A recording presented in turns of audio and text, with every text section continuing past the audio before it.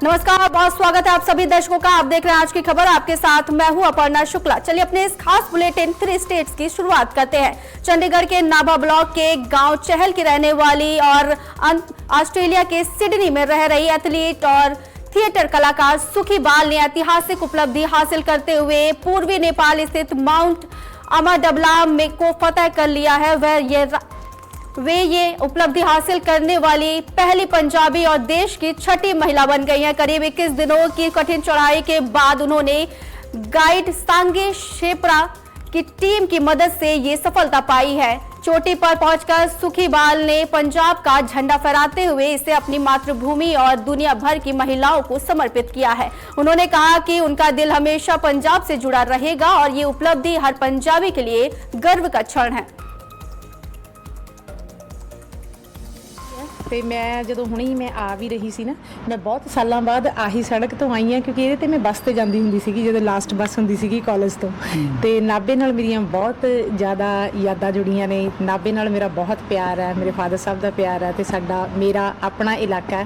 ਤੇ ਮੈਨੂੰ ਬਹੁਤ ਖੁਸ਼ੀ ਹੈ ਕਿ ਮੈਂ ਅੱਜ ਇੱਥੇ ਬੈਠੀ ਇਹ ਇੰਟਰਵਿਊ ਦੇ ਰਹੀ ਹਾਂ ਤੇ ਆਪਣੇ ਲੋਕਾਂ ਦੇ ਵਿੱਚ ਦੇ ਰਹੀ ਹਾਂ ਤੇ ਬਹੁਤ ਹੀ ਮੈਨੂੰ ਵਧੀਆ ਲੱਗ ਰਿਹਾ। ਤੇ ਔਰ ਉਸ ਤੋਂ ਜ਼ਿਆਦਾ ਵਧੀਆ ਗੱਲ ਇਹ ਹੈ ਕਿ ਜਿਹੜੀ कि मैनू नहीं पता सी कि मैं ये चीज़ अचीव कर लूँगी कि पंजाब दे विच मैं पहली पंजाबन बन जूँगी जिहड़ी कि माउंट अमाडबलम 6812 दी ऊंचाई नूं सर करन वाली। ते मैं सच्ची मैं सारे मीडिया दा, सारे मेरे अपने लोगों दा, सारे जिन्हां ने मेरी स्ट्रगल नूं देखिया, मैं उन्हां सारियां दा बहुत बहुत धन्नवाद करदी हां। और वहीं हरियाणा सरकार के अंत्योदय परिवार परिवहन योजना के तहत पलवल जिले में 20,000 लाभार्थियों को हैप्पी कार्ड वितरित करने का कार्य शुरू किया गया है। पलवल बस डिपो में पात्र लाभार्थियों को कार्ड प्रदान किए गए। हरियाणा रोडवेज पलवल के डिस्ट्रीब्यूशन इंचार्ज अतुल पांडे ने बताया कि इस योजना का उद्देश्य गरीब और जरूरतमंद परिवारों को सस्ती और सुलभ परिवहन सुविधा उपलब्ध कराना है। इसके तहत पात्र परिवारों को हरियाणा रोडवेज की बसों में एक वर्ष में 1000 किलोमीटर का मुफ्त यात्रा की सुविधा दी जाती है। योजना का लाभ वे परिवार ले सकते हैं जिनकी आर्थिक जो स्थिति है वो कमजोर है और वर्षीय आय 1 लाख रुपए या उससे कम है।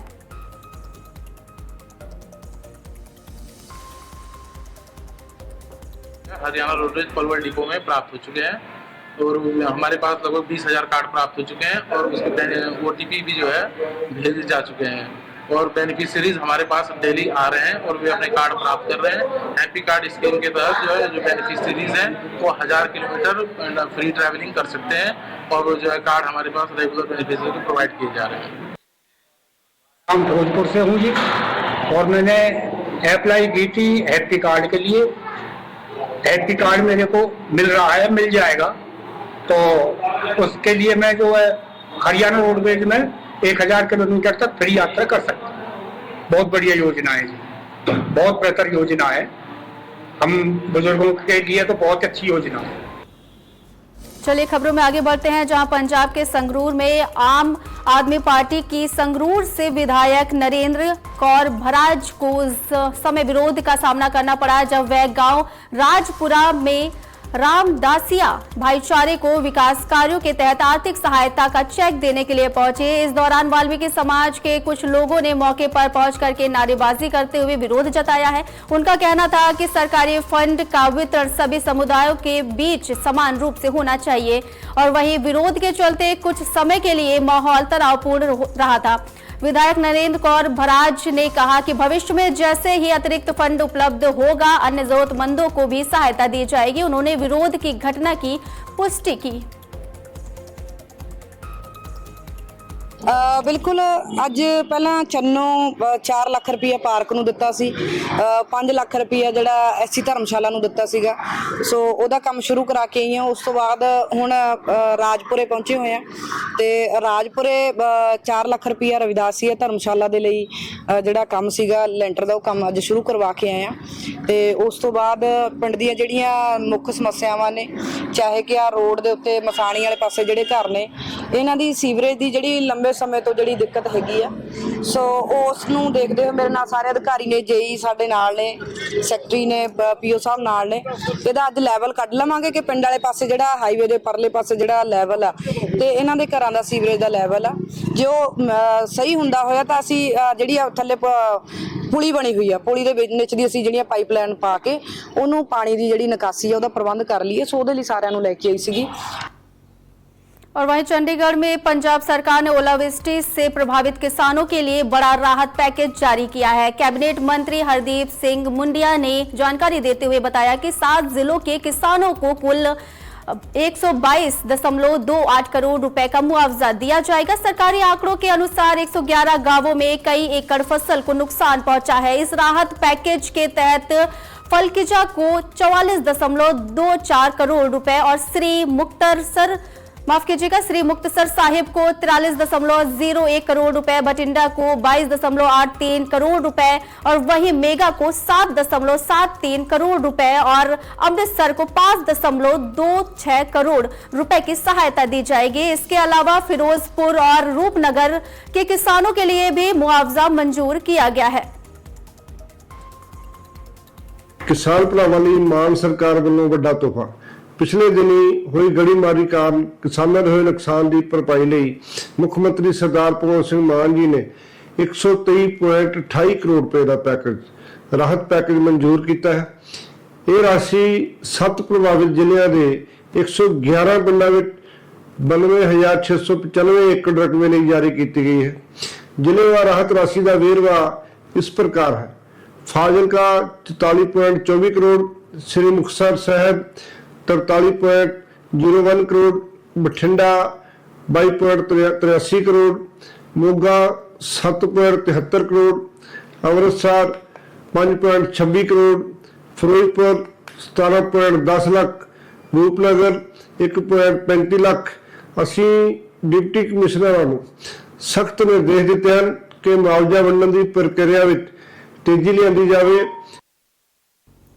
और वहीं यमुनानगर में अंबाला, पंचकुला और सोनीपत के मेयर पद के लिए भाजपा द्वारा प्रत्याशियों की घोषणा के साथ ही चुनावी माहौल में तेजी आ गई है। भाजपा इस बार चुनाव अपने चुनाव चिन्ह पर लड़ेगी, जबकि अन्य दलों के प्रत्याशी सामने आने के बाद ही स्पष्ट होगा कि मुकाबला किन के बीच होगा। यमुनानगर में मीडिया से बातचीत करते हुए पंचकुला के सह प्रभारी व पूर्व मंत्री कंवरपाल गुर्जर ने कहा कि भाजपा विकास के मुद्दों पर चुनाव लड़ेगी और तीनों स्थानों पर भारी बहुमत के साथ जीत दर्ज करेगी। उन्होंने ये भी दावा किया है कि पार्टी ने मजबूत और जनता से सीधे जुड़े उम्मीदवार को मैदान में उतारे हैं। देखिए, जैन साहब भी एक सीनियर कार्यकर्ता है बहुत, और उस समय वो चुनाव नहीं लड़ सके। उनकी धर्मपत्नी जो है उसने चुनाव भी लड़ा और वो कई बार विधायक भी रही, मंत्री भी रही, तो बहुत सफल है। और उनके सहयोग में निश्चित तौर से जैन साहब ने बहुत काम किया और एक बहुत ही प्रतिष्ठित व्यक्ति है जैन साहब। और पिछला चुनाव भी लड़ा था उन्होंने, पिछला चुनाव भी मेयर का चुनाव उन्होंने जीता है और इस बार भी निश्चित तौर से वो बड़ी जीत हासिल करेंगे। जो हमारे यहाँ से अम्बाड़ा से जो टिकट दिया गया है, देखिए उसके लिए जो 2/3 बहुमत चाहिए था, तो 2/3 बहुमत तो हमारे पास नहीं था। लेकिन ये मुद्दा कोई केवल बीजेपी का नहीं था। महिला आरक्षण के बारे में पहले भी बहुत लंबे टाइम से बात हो रही, तब कांग्रेस का शासन था तब भी बात हो रही, लेकिन मैं समझता हूं कि इतने गंभीर प्रयास कभी किया नहीं गया, उसको बार बार उसको लटकाते चले गए। लेकिन अब नरेंद्र मोदी जी जिस प्रकार से, जिस गंभीरता के साथ उन्होंने इस मुद्दे को लिया कि महिलाओं को आरक्षण मिलना चाहिए, और उन्होंने स्पष्ट कहा कि महिलाओं को आरक्षण जो है कोई कृपा नहीं है उनके ऊपर, बल्कि उनका अधिकार है। और वहीं पंजाब के मोगा में आम आदमी पार्टी छोड़ करके लगभग 20 दिन पहले वारिस पंजाब पार्टी में शामिल हुए और निहाल सिंह वाला ने हल्का इंचार्ज बने अर्श उमरियाना पर कोट संझेंखा क्षेत्र में हमला होने का मामला सामने आया है। अंश उमरियाना ने सोशल मीडिया पर लाइव वीडियो डाल करके आरोप लगाया है कि करीब 40 से 50 लोगों ने उन पर हमला किया और उनकी जान को खतरा है। जानकारी के मुताबिक घटना के बाद वे किसी तरह सुरक्षित निकल करके एसएसपी मोगा कार्यालय पहुंचे और अपने 2 साथियों के साथ देर रात तक न्याय की मांग करते रहे। बाद में डीएसपी गुरप्रीत सिंह मौके पर पहुंचे और उन्हें थाने ले जाकर के बयान दर्ज करवाया। अर्श उमरियाना ने आरोप ये भी लगाया है कि वह अपने एक साथी डॉक्टर के साथ कोट इसेंखा चौक पर मौजूद थे, जहां भीड़ इकट्ठा होकर के उन पर अचानक हमला करने लगी। उन्होंने कुछ लोगों के नाम भी लिए हैं और अपनी सुरक्षा की मांग भी की है। पुलिस मामले की जांच कर रही है। मैं कल्ला नहीं आया, नाल मेरे साथी भी होर आ रहे हैं। सिर्फ मेरा फोन खोन करके मैं कल्ला खड़ा वा। ਕੀ ਕਾਰਨ ਜੇ ਤੁਸੀਂ ਆਮ ਆਦਮੀ ਪਾਰਟੀ ਵਿੱਚ 10-15 ਦਿਨ ਪਹਿਲਾਂ ਛੱਡੀ ਆ, ਛੱਡਣ ਦੇ ਬਾਵਜੂਦ ਮੈਂ ਹਲਕਾ ਇੰਚਾਰਜ ਨਿਹਾਲ ਸਿੰਘ ਵਾਲੇ ਦਾ ਅਕਾਲੀ ਦਲ ਵਾਰਿਸ ਪੰਜਾਬ ਦਾ ਲੱਗਿਆ, ਭਾਈ ਅਮਰਤਪਾਲ ਸਿੰਘ ਖਾਲਸਾ ਦਾ। ਉਹਦੇ 'ਚ ਕੀ ਹੋਇਆ ਵੀ ਅੱਜ ਮੈਨੂੰ 35-40 ਬੰਦਿਆਂ ਨੇ ਗੱਡੀ 'ਚ ਘੇਰ ਲਿਆ। ਹਾਂ, ਤੇ ਘੇਰਨ ਤੋਂ ਬਾਅਦ ਉਹਨਾਂ ਨੇ ਮੇਰੇ ਤੇ ਹਮਲਾ ਕਰਨ ਦੀ ਜਿਹੜੀ ਪੂਰੀ ਆਪਦੀ ਜਾਂਚ ਨਾਲ ਆਏ ਸੀਗੇ। ਮੰਨ ਲਾ ਜਿਨ੍ਹਾਂ ਦੇ ਕੋਲ ਬਗੈਰ ਲਾਇਸੈਂਸ ਤੋਂ ਹਥਿਆਰ ਵੀ ਆ, ਉਹ ਮੈਨੂੰ ਮਾਰ ਮਕਾਉਣ ਦੇ ਲਈ ਪਹੁੰਚੇ ਸੀਗੇ। ਅੱਜ ਮੈਂ ਤਾਂ ਇੱਥੇ ਪਹੁੰਚਿਆ ਵਾ। ਇਹਦੇ ਵਿੱਚ ਅਰਸ਼ ਉਮਰੀਆਣੇ ਨਾਮ ਦਾ ਬੰਦਾ ਹੈ, ਇਹ ਸਾਨੂੰ ਇੱਥੇ ਆਇਆ ਸੀ।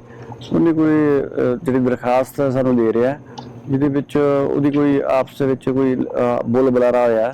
ਉਹਦੇ ਵਿੱਚ ਉਹ ਕਹਿੰਦਾ ਸੀ ਮੇਰੀ ਕੁੱਟਮਾਰ ਕਰਨਗੇ, ਜਿਸ ਸੰਬੰਧ ਵਿੱਚ ਅਸੀਂ ਦਰਖਾਸਤ ਲੈ ਕੇ ਜਿਹੜੀ ਅਸੀਂ ਕੋਟੀ ਸੇਖਾਂ ਥਾਣੇ ਭੇਜ ਰਹੇ ਹਾਂ। ਸਰ ਕੋਈ ਇੱਥੇ ਐਸਐਸਪੀ ਦਫ਼ਤਰ ਮੁਰੇ ਵੀ ਆ ਕੇ ਬੈਠਾ ਸੀਗਾ ਕਿ ਉਹ ਤਾਂ ਉਹ ਦਰਖਾਸਤ ਦੇਣ ਹੀ ਆਇਆ ਸੀ, ਤੇ ਉਹਨੂੰ ਜਿਹੜਾ ਅਸੀਂ ਸਮਝਾਤਾ, दरखास्त तो ले ली तो चला गया। और वहीं चंडीगढ़ में राष्ट्रीय सुरक्षा कानून के तहत हिरासत अवधि समाप्त होने के बाद पंजाब पुलिस द्वारा डिब्रूगढ़ जेल में बंद लोकसभा सांसद और वारिस पंजाब दे के प्रमुख अमृतपाल सिंह को गिरफ्तार किया जाने की तैयारी की जा रही है। सूत्रों के अनुसार गिरफ्तारी के बाद उन्हें अजनाला मामले में फिर से कानूनी कार्रवाई के तहत पेश किया जा सकता है। इसके लिए पंजाब पुलिस उन्हें अमृतसर की माननीय अदालत में पेश कर रिमांड की मांग करेगी। रिमांड मिलने पर आगे की कार्रवाई के तहत उन्हें अजनाला में भी ले जाया जा सकता है।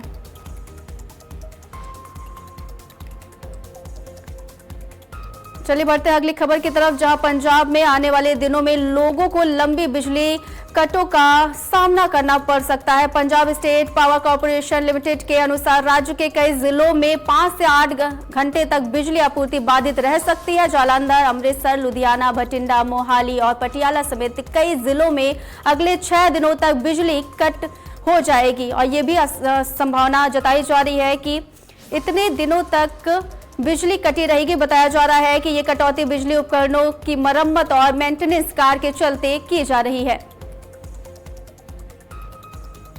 और ਜਿਹੜੇ ਲਾਈਟ ਦੇ ਕੱਟ ਲੱਗਣ ਜਾ ਰਹੇ ਆ, ਇਹ ਸਾਨੂੰ ਬਹੁਤ ਔਖਾ ਹੋਣ ਵਾਲਾ ਹੈ ਜੀ।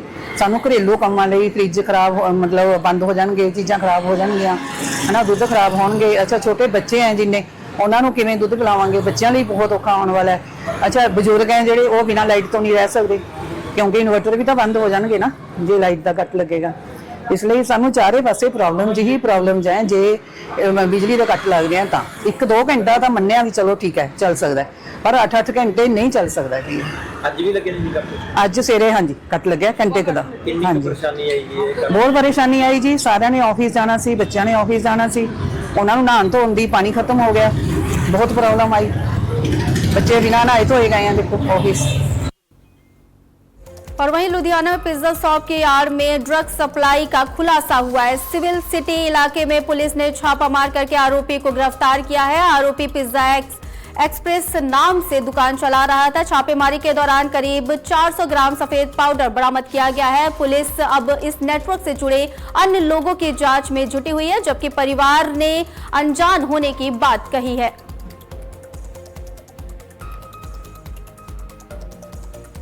और वहीं पंजाब के भिवानी के गांव बलियाली में शादी समारोह के दौरान उस वक्त अफरा तफरी मच गई जब कुछ युवकों ने घर में घुस करके सो रहे लोगों पर हमला कर दिया। इस हमले में उत्तराखंड निवासी 45 वर्षीय राकेश की मौत हो गई है, जबकि अन्य युवक दिनेश गंभीर रूप से घायल हो गए। जानकारी के अनुसार करीब 6 से 7 हमलावरों ने लाठी डंडों से दोनों पर हमला किया था। मृतक राकेश अपने रिश्तेदार की शादी में शामिल होने के लिए पहुंचे थे और 4 बच्चों के पिता थे वे। घटना के बाद परिजनों में आक्रोश है और उन्होंने आरोपियों की गिरफ्तारी तक शव लेने से इनकार कर दिया है। घायल दिनेश ने अचानक हुए हमले का आरोप लगाया है। जी सो रहे थे शादी में से आके, हम तो शादी में आए हुए थे, शादी में से आके सो रहा था मेरा लड़का। हमला किया था? कितने लोग थे? उन्होंने हमला किया था? हम बहू को लेकर चले गए थे, 7-8 आदमी थे, सबके हाथ में डंडा था, सबके हाथ में डंडे थे उनके हाथ में। क्या घटना हुई थी, मेरा बेटा सो रहा था घर पे, हमें हुई थी 5 मिनट घर से निकले हुए, इतने मेरे बेटे पर वार कर दिया इन लोगों ने और हमने जब फोन करा हम वापस गए, इतने मेरा बेटा खत्म हो चुका था और कोई गलती नहीं, मेरे बेटे को सोते हुए घर पे से खींच के बाहर खत्म कर दिया मेरे बेटे को।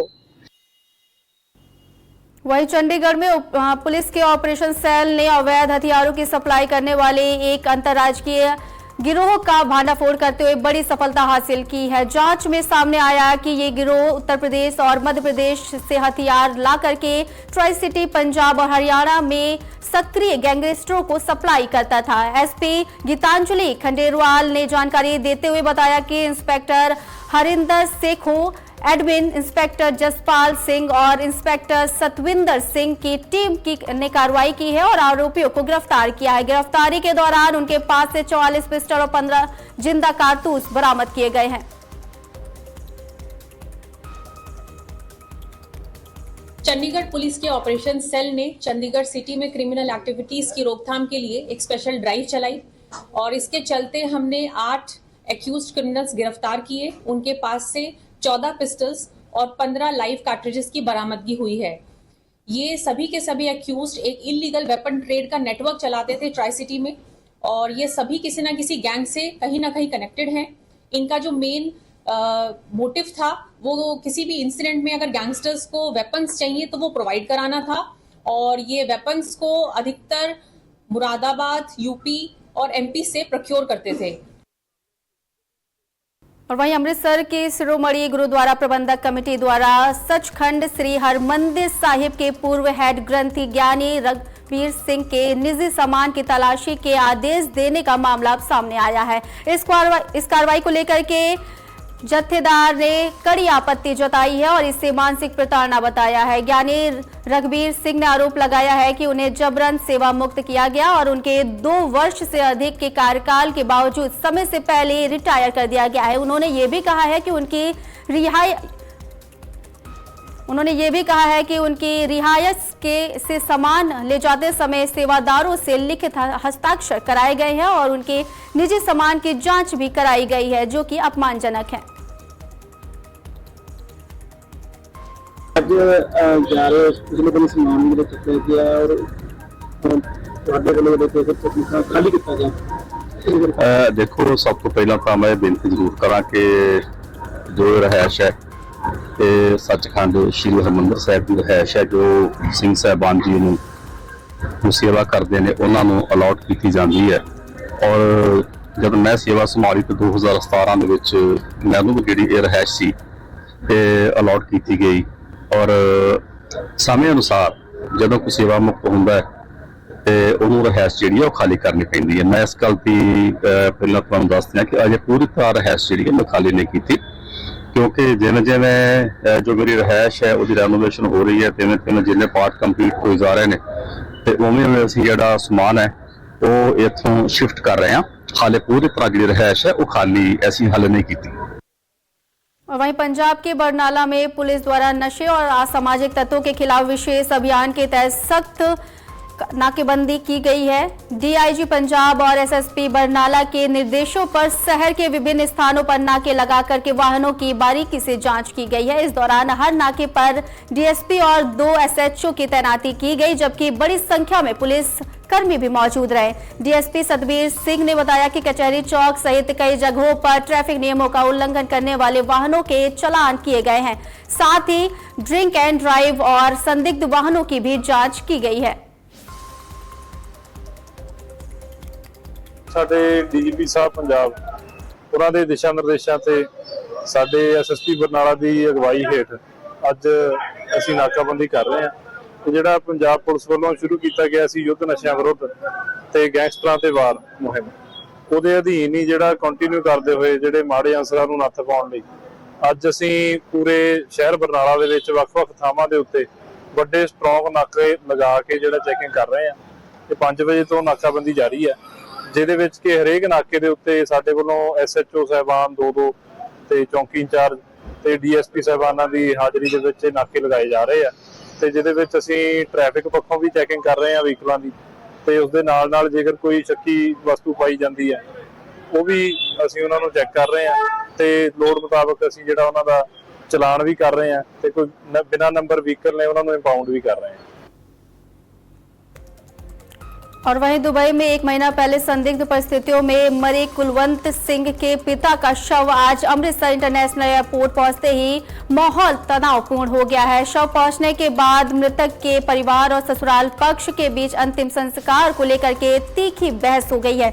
जानकारी के अनुसार मृतक का जीजा शव को लेकर के दुबई से भारत लेकर के आए हैं और एयरपोर्ट पर दोनों पक्षों ने शव को अपने अपने साथ ले जाने का दावा किया, जिसके चलते विवाद बढ़ गया और बाद में दोनों पक्षों के बीच समझौता हो गया।